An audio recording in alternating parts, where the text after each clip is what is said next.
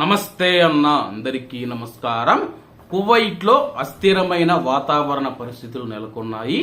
ఒక పక్క ఋతువా వచ్చి అధిక తేమ కారణంగా మనం చూసుకుంటే కువైట్ లో ఉన్న ప్రజలు ఇబ్బంది పడుతూ ఉంటే, మరొక వైపు దుమ్ము తుఫాను వచ్చి చాలా మంది బయట పని చేస్తూ ఉన్నవారు కువైటీ ప్రజలు ఇబ్బందులు పడుతూ ఉన్నారు.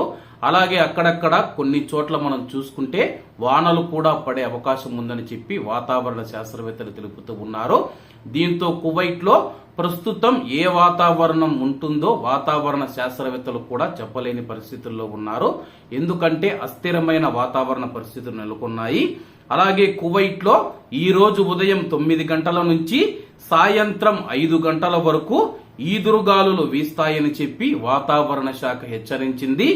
గంటకు 55 కిలోమీటర్ల కంటే ఎక్కువ వేగంతో వాయువ్య గాలుల కారణంగా కువైట్ లో మనం చూసుకుంటే దుమ్ము తుఫాను వస్తూ ఉందని చెప్పి కువైట్ లోని పలు ప్రాంతాలలో దృశ్యమానత తగ్గుతుంది. వాహనదారులు ఎవరైతే ఉన్నారో వాళ్ళు చాలా జాగ్రత్తగా తమ యొక్క గమ్యస్థానాలకు చేరుకోవాలని చెప్పి మినిస్ట్రీ ఆఫ్ ఇంటీరియర్ తెలిపింది. అలాగే నిన్న కూడా మనం చూసుకుంటే కువైట్ లో దుమ్ము తుఫాన్ అయితే వచ్చింది. దీనివల్ల దృశ్యమానత తగ్గుతూ ఉంది.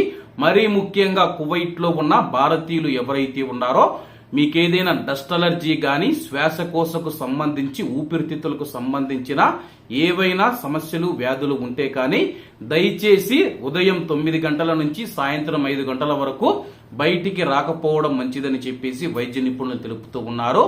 ఎందుకంటే బయటికి రావడం వల్ల ఆ యొక్క దుమ్ము గాలిని పీల్చడం వల్ల మళ్ళా అనారోగ్యం పాలయ్యే అవకాశం ఉంది కాబట్టి, అలాగే కువైట్ లో ఉన్న మన భారతీయులు డ్రైవర్లు ఎవరైతే ఉన్నారో మీరు డ్రైవింగ్ చేసేటప్పుడు చాలా జాగ్రత్తగా మీ యొక్క గమ్యస్థానాలకు చేరుకోండన్నా.